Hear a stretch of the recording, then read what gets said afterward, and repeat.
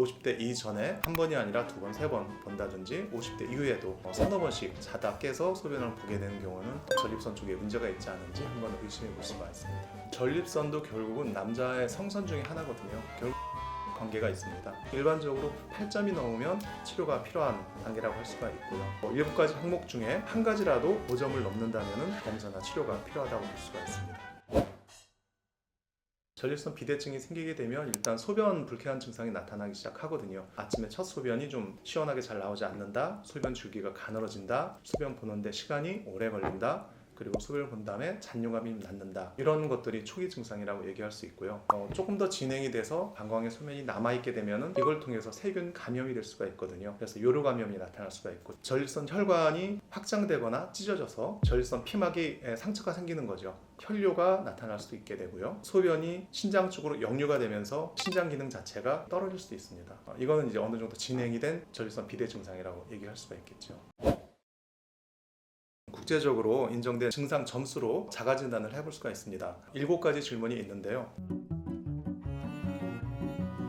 일반적으로 8점이 넘으면 치료가 필요한 단계라고 할 수가 있고요. 7가지 항목 중에 한 가지라도 5점을 넘는다면 검사나 치료가 필요하다고 볼 수가 있습니다. 소변을 본 후 시원하지 않다. 두 번째는 소변을 본 후 2시간 이내 소변을 다시 보게 된다. 소변을 볼 때 오줌줄기가 끊어졌다가 힘을 주면 다시 나온다. 소변이 마려운 것을 참기가 어렵다. 소변을 볼 때 오줌줄기가 약해졌다. 소변이 마려운데도 바로 나오지 않고 한참 기다려야 나온다. 밤에 자는 동안 소변을 자주 보게 된다. 야간뇨는 보통 50대 넘어서 60대까지는 밤에 자다가 한 번 정도 깨서 보는 거는 일반적인 사항이라고 볼 수가 있습니다. 50대 이전에 한 번이 아니라 두 번, 세 번 본다든지 50대 이후에도 서너 번씩 자다 깨서 소변을 보게 되는 경우는 전립선 쪽에 문제가 있지 않은지 한번 의심해 볼 수가 있습니다.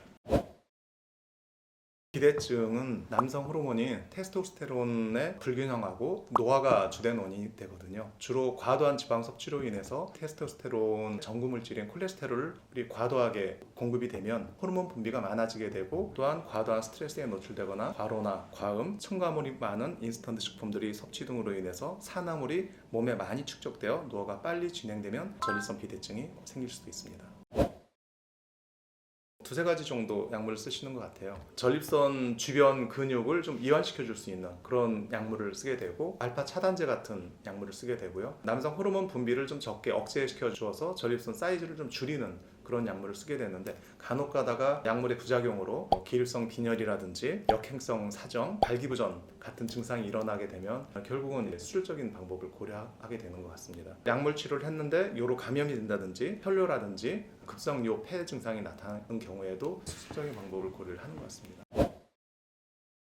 전립선도 결국은 남자의 성선 중에 하나거든요. 결국은 신장과 관계가 있습니다. 남자분들이 나이가 들면서 신장 기능이 떨어질 때 전립선 비대증, 전립선염 증상이 나타난다고 볼 수가 있는데요. 보통 40, 50대 성인 남성분들이 아침에 첫 소변을 볼 때 불편하시거나 잔뇨감이 있거나 밤에 잦은 소변을 보신다거나 그런 경우에는 한번 내원하셔가지고 이 신장 기능 상태를 평가를 하셔서 기능이 안 좋은 경우에는 미리 치료를 하면은 치료가 빠르면 빠를수록 치료 효과는 제가 경험하기로는 좋은 것 같습니다.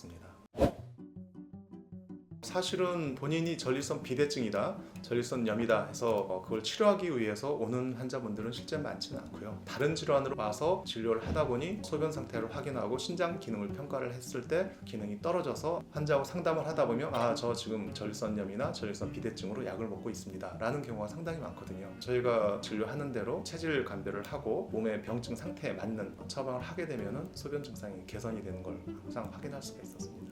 비대증은 예후가 좀 괜찮은 질환에 속할까요? 나이가 드실수록 노화가 원인이 되기 때문에 몸을 어떻게 관리하냐에 따라서 예후는 달라질 수 있겠죠. 결국은 몸 관리가 제대로 되지 않으면 더 증상은 악화될 수밖에 없다고 생각이 됩니다.